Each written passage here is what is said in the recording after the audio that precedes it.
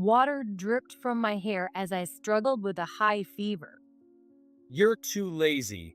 I'm having my friends over for drinking party, so make sure the house is clean. My husband, Chris, shouted at me as I desperately tried to take care of the twins by myself. Chris neither helped with the kids nor assisted me in any way.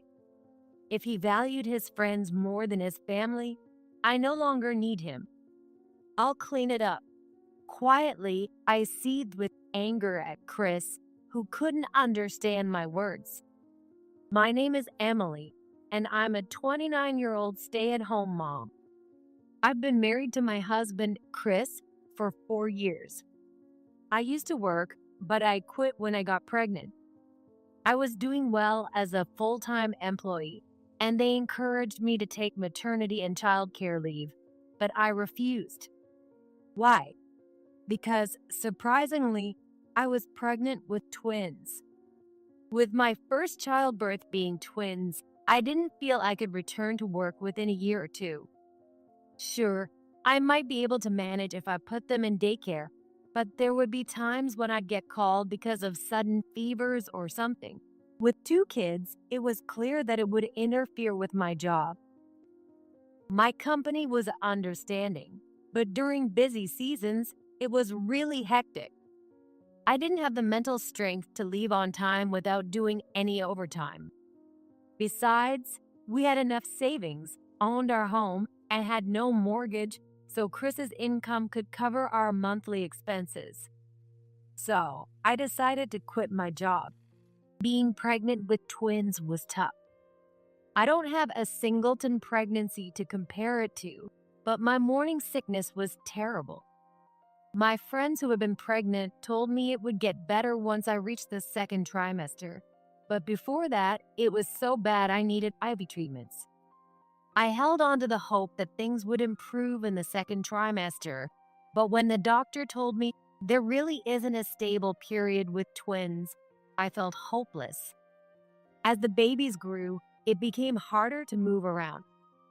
That's when a husband's support should be invaluable, but Chris was completely oblivious. He kept going to frequent drinking parties and hanging out with friends, just like before I was pregnant. I knew he was a social person, but I couldn't believe he continued to have fun while I was suffering. When I occasionally expressed my frustration, he got defensive. Can you help out around the house sometimes? If you're a stay-at-home mom, you should handle it. People often say that men change once the baby is born, but I couldn't believe it, and my doubts turned into reality. There's a work party tonight, so I'll be late. I think that's what Chris said, but I didn't really listen anymore. Raising our twins after they were born was intense. One would cry for milk, and just when I thought it was over, the other would cry for milk. Even worse than crying separately was when they cried simultaneously, and I had to feed them both with bottles at the same time. At night, one would start crying, and just when I got them back to sleep, the other would start crying, and sometimes they both cried at the same time. Keep it down. I have to get up early tomorrow. Make them quiet. In this situation where I couldn't get any sleep, those were the inconsiderate words Chris uttered. Even though I was overwhelmed with taking care of the twins, Chris didn't help at all. But I didn't even have the energy to snap at him. Whenever I tried to say something to Chris, one of the twins would start crying, and I'd be too busy taking care of them. Then, to top it all off, Chris said, Emily, ever since the kids were born, you've been cold to me. "You've always been cold to me." I was disappointed to discover this side of Chris that I hadn't noticed before getting pregnant. He was never the type to be fond of kids, but I didn't expect him to be this indifferent to his own children. Now that I think about it, I haven't seen Chris hold the kids much since they were born, feeding them, changing their diapers. I suddenly realized Chris had hardly any interaction with the kids. Maybe it's my fault because I end up doing everything myself. Perhaps if I forced him to help, he would develop a sense of responsibility as a father. Both Chris's and my families live far away. Additionally, my parents are taking care of my grandmother, and his parents are taking care of his grandfather. So we can't rely on either set of parents. That meant Chris had to step up, or I wouldn't be able to handle it. We wanted these kids, and I didn't want to be overwhelmed by them. So, despite the hassle, I decided to train Chris. Hey, the kids are crying. Can you hold them? I'm busy right now.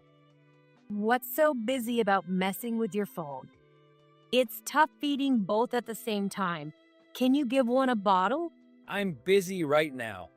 What's so busy about lying on the couch watching a comedy show? Can you bring me a clean diaper? I'm busy right now. What's so busy about having snacks with a glass of wine? Enough is enough. What is wrong with you? Are you even a father? I finally snapped. But Chris didn't back down. I'm tired from work. I'm supporting us financially, so you have no right to complain. My friends told me their wives handle everything at home so they can focus on work and relax when they get home. You're the worst for not letting me rest. You're the worst. Don't you care about them? I do care. That's why I work hard. You should be more like my friends' wives. Even if he told me to be like those unknown wives, raising twins is a different world. There's no way I could emulate them. But Chris constantly compared me to his friends' wives, saying things like, at their house, or that wife over there. Everyone says they feel sorry for me. The ones you should feel sorry for are these kids. Thinking about our children being ignored by their father brought tears to my eyes. Chris was silent for a moment after I yelled at him. This is pointless. I'm going out for a drink to relieve some stress. With that, Chris left. That's exactly what I was telling you not to do. Leave everything at home and go out drinking. In the end, Chris didn't come home until after midnight. Ventilating my frustrations made me feel so much better. Chris returned from drinking with his friends, looking relieved, and soon after, he was fast asleep. I didn't feel any relief at all, and once again, I couldn't sleep because of the twins crying. I met a few of Chris's friends soon after we got married, and they all seemed to prioritize their friendships over their families, like the stereotypical dominant husbands. They say birds of a feather flock together, and I bet the wives of Chris's friends are as infuriated as I am. All my friends' wives are supportive of their husbands. Chris always said that, but it's likely that, just like Chris, his friends are oblivious to their wives' feelings. I began to question Chris, who prioritized friends and drinking over helping his wife and raising the kids. Hey, do we even need Chris around? However, I had no income. I wanted to raise the kids at home until they were at least preschool age. But if things continued like this, I might have to seriously consider putting them in daycare. It felt sad to think about putting them in daycare so young, but the current situation seemed even worse for them. Their dad was practically non-existent, and their mom was too exhausted from child rearing to smile. Such an environment wasn't good for them at all. I realized I needed to have a serious talk with Chris, and if that didn't work, it might be time to consider other options. Sleep deprived from taking care of the twins, I thought about this in a foggy state of mind. Even having a discussion with Chris would be difficult with the kids around. Yet, asking my parents or his to abandon their caregiving duties and travel such a distance to help us was impossible. So, how should we have this talk? As I pondered this, days continued to pass by. One day, when our twins were just over 3 months old, they started drinking more milk and sleeping for longer periods. I was getting more rest, and maybe because I let my guard down, I developed a high fever. Oh my God. I stared in disbelief at the thermometer. It showed a temperature of 140 degrees Fahrenheit. I had no cough or runny nose, just a fever and a foggy head. I didn't know if it was a cold or exhaustion, and I couldn't go to the hospital because I couldn't leave the kids. So I sent a desperate message to Chris. You have to come home early today. No way. My friend invited me out for drinks. It's Friday, come on. You wouldn't understand because you get to stay home all day. Chris's response was unbelievable. I felt like I was about to explode with anger, but I decided to stay calm and save my anger for when my fever went down and my head was clear. Right now, things were critical. Please, come home. I kept sending messages to Chris persistently. Thanks to that, he came home on time. But the first thing he did was yell at me. What the hell is wrong with you? His words pounded in my foggy head. Chris showed no concern for me, even though I was clearly pale and unsteady. He glared at me with a face that screamed he was angry. Please, I need to go to the hospital. Can you watch the kids? As for me, I didn't even have the energy to be angry because of the fever, saying that was the best I could manage. What? The hospital is already closed.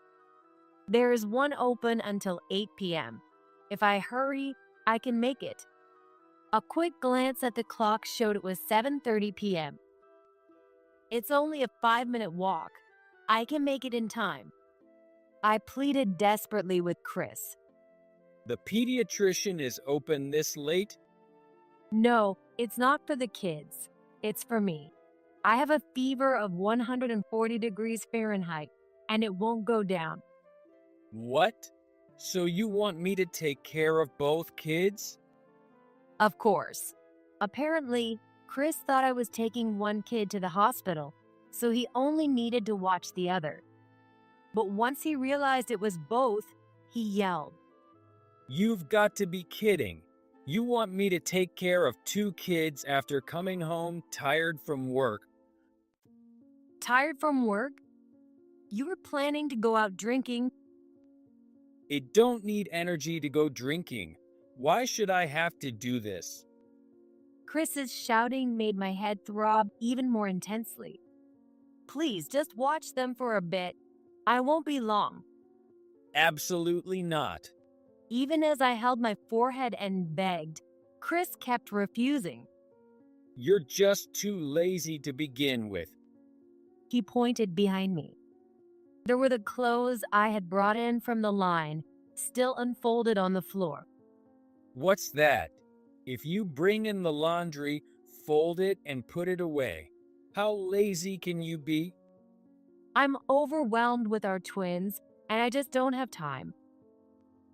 That's just an excuse. You can't do what everyone else manages because you're just taking advantage of how easy you have it. That's not fair. I do what I can when I can. Then do it now. But now I have a fever. Our conversation was going nowhere. Time was slipping by, and the clinic would be closing soon. Just let me go to the hospital first. I'll listen to your complaints later. I pressed my throbbing head and tried to get ready to leave, but suddenly Chris grabbed my arm. Not happening. What? I canceled my plan because of you. So as an apology, I'm having my friends over for drinks another day. What? This messy place is embarrassing. Make sure you clean it up. What are you saying? Are you out of your mind? Frustrated and incredulous at his unreasonable demands, I glared at him. Immediately, I heard a splash and water started dripping from my bangs. What just happened? In front of me, Chris was smirking. In his hand, he held a water bottle that he had somehow gotten without me noticing. If you have a fever, pouring water on you should cool you down. How do you feel? Is your fever gone? What are you? I don't have time to deal with your selfishness. Got it? Like I said, I'm having friends over, so clean up the house. Don't slack off just because you say you have a fever. Don't invite people over without asking me. It's my house. I can do whatever I want. What did you say? What? He said my house. This is a family home where I live with our children, but Chris thinks it's just his house. Maybe my fever went down because of the shock, not because of the water. However, it wasn't the water that cooled me down, but my anger. I was red with anger, not fever, while our twins started crying because of the commotion. Without even glancing at us, Chris left me soaking wet and headed straight to the bathroom. I'll clean this house just the way you want it. I said this, knowing he wouldn't hear me, as he disappeared into the bathroom. Afterward, whether due to dealing with our crying twins or my anger, my fever finally went down. It was probably a sudden fever caused by exhaustion. Chris remained the same, completely uninvolved in childcare. In fact, he became even more demanding. The morning Chris was leaving for a 2-week business trip, he said, I'm inviting some friends over the day after I get back. "How many are coming?" 20. 20? The house is big enough to fit that many. After all, it's my house. For some reason, Chris seemed proud. He didn't notice the cold look in my eyes. Fine, I'll make sure it's clean. Make sure you do. Leaving an order rather than a request, Chris left for his trip. Well, let's get things cleaned up. Left behind, I glanced at our twins sleeping peacefully, smiled slyly, and made a call to a certain place on my phone. 2 weeks later, around the time Chris was supposed to return, I was checking the clock when the phone rang. As expected, it was Chris. "Hello, Chris?" Hey, what's going on? My house is gone. The first thing Chris did was shout. Emily? Hey. Annoyed, I moved the phone away from my ear as Chris kept yelling. "Calm down, I can hear you." Yelling just makes it harder to understand. How can I calm down? Why is my house gone? And why is there just an empty lot? Well, I hired a company to clear the land. I cleaned it up just like you wanted. Any issues with that? You hired a company? What the hell were you thinking? That's my house. No, it's my house. As soon as Chris claimed it was his house, I shouted back, and he hesitated on the other end of the line. Not giving him a chance to speak, I continued. That house originally belonged to my parents. They gave it to me, so it's in my name. It never was and never will be yours. That's... Yes, the house Chris and I lived in was originally my family home. My parents decided to move because my grandmother's nursing home was quite far away. We have enough money, so there's no need to sell the family home. What do you want to do? My dad asked me that before, so I immediately said I would take it. Of course, I paid the gift tax. Since the house is in your name, I'm not paying the property taxes. Chris said that when we got married. In other words, even Chris acknowledged that the house was mine. Maybe because of its size, Chris's friends were often envious when they visited. Maybe that's why, at some point, Chris's mind somehow converted it into thinking it was his house. It's a frightening level of self-deception. But that house is undeniably mine. Whether I sell it or clear it, it's my decision. You were barely ever home and didn't care about the house. That's why it was easy for me to get an estimate from the company beforehand. That's I asked for your business trip schedule in advance, so I timed everything with the company. First, I packed up the necessary items and moved out. These days, moving companies even do the packing for you, which was really helpful. what about my stuff? I sent a letter to your office. Inside, there's a note with the storage location and the key. A letter? Yes, there are also divorce papers in there. I've already signed my part, so make sure you fill out yours. There's an envelope with the lawyer's address too. Just put the papers in there and send it. Divorce papers? Why? I don't want a divorce. Because there's no point in us being married. As Chris shouted in shock, I cut him off sharply. You frequently go out drinking, don't take care of our kids when you're home, and all you do is complain to me. Do you think I need someone like that? I don't. And I doubt the kids even recognize you as their father, let alone as part of the family. That's not true. Can you honestly say that? Chris fell silent, unable to find a response. It seemed he was aware that he hadn't been involved with the kids. I'll change. I'll do better from now on. Impossible. Absolutely impossible. Do you realize that pouring water on me when I had a high fever is something you could be sued for? That was because you were being lazy. You're still saying that. You'll never change. This conversation is over. We're definitely getting a divorce. From now on, contact me through the lawyer. Wait, please. What? Just as I was about to hang up, Chris, sensing it, hurriedly stopped me. When I asked what he wanted, he shouted in a panicked voice. What am I supposed to do today? My parents' house is far, and I have to work the day after tomorrow. Where am I supposed to stay tonight? I don't know.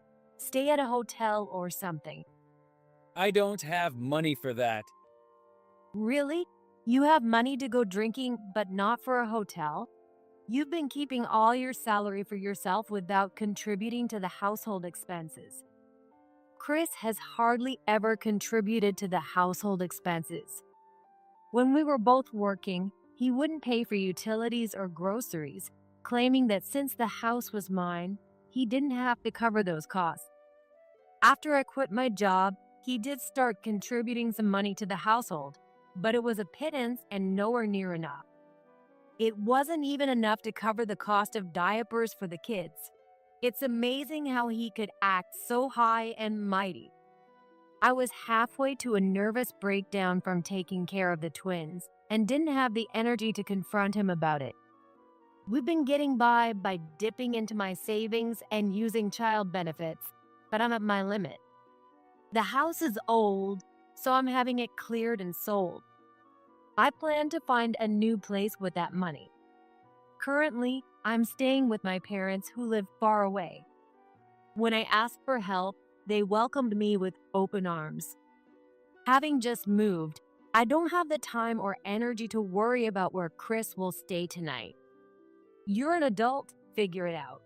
Oh, and why not ask one of your beloved friends to put you up? You were planning to invite 20 of them over. Surely one can help. They're all married. Since they're the kind of people who'd crash a house with twin babies for a party, you should have no problem asking for such an unreasonable favor. Chris fell silent again. I'm sorry. That was the first time he apologized. I'm sorry. From now on. I hung up before he could finish and quickly blocked his number. His fake apologies and excuses no longer affected me. It's too late for anything now. Since he couldn't call, Chris sent me endless messages for a while. Apparently, none of his friends let him stay with them. In the end, Chris spent the night at a motel and complained about it. So much for the friendship of inconsiderate people like them. Or maybe their wives were furious and protested. Well, I don't care about any of those people anymore. Despite some disputes, thanks to my excellent lawyer, the divorce went through smoothly. Chris kept resisting until the end, but no amount of apologizing could change things. Out of curiosity, I asked Chris one last question. Do you remember our kids' names? Well, Mike and Bob? They're twin girls. When I yelled at him with a furious expression, Chris turned pale. I was beyond angry. I was shocked by his response. He didn't even remember their gender. How detached could he be from his own children? During the discussion, my mom and I brought my twins with us. Let me hold them one last time. When Chris said that, I handed one to him, but the baby started crying loudly and immediately reached out to come back to me. Well, of course, you've never held them since they were born. Chris looked completely defeated afterward. While he has the right to see them, I plan to live near my parents, which is quite far away. If he wants to see them, he'll have to make the effort to travel that distance, but I doubt he will. If he were that devoted and loved the kids, we wouldn't be getting divorced. Not trusting Chris at all, I made him pay child support in a lump sum. He resisted until the end, but when I told him I'd notify his company and garnish his wages if he preferred installments, he reluctantly agreed. Chris didn't want anyone at his company to know about his divorce, but with all the necessary paperwork, it was inevitable. As expected, his attempts to keep it a secret backfired, and rumors spread that he cheated and I left him. Though he likely didn't cheat, prioritizing friends over family in times of need is just as bad in my eyes. He deserves to be looked down upon and to feel ashamed. This is a side note, but Chris's friends did get scolded by their wives for planning a party at a house with twin babies. After that, neither Chris nor his friends had time for parties, and they drifted apart. It seems they realized that ending up divorced like Chris would be bad. As for me, moving closer to my parents has given me much more peace of mind. My grandmother, who needs care, is mostly in a facility, so it doesn't burden my parents too much. I'm so happy to be with my real grandchildren instead of just looking at pictures. Seeing my mom so happy is what makes me happiest. With my parents' help, I searched for a job and successfully found one. The twins also got into daycare. Juggling housework, childcare, and a job keeps me incredibly busy, but my days are fulfilling. Raising kids is challenging, but their smiles are my solace. Seeing my adorable twins smile, I finally feel truly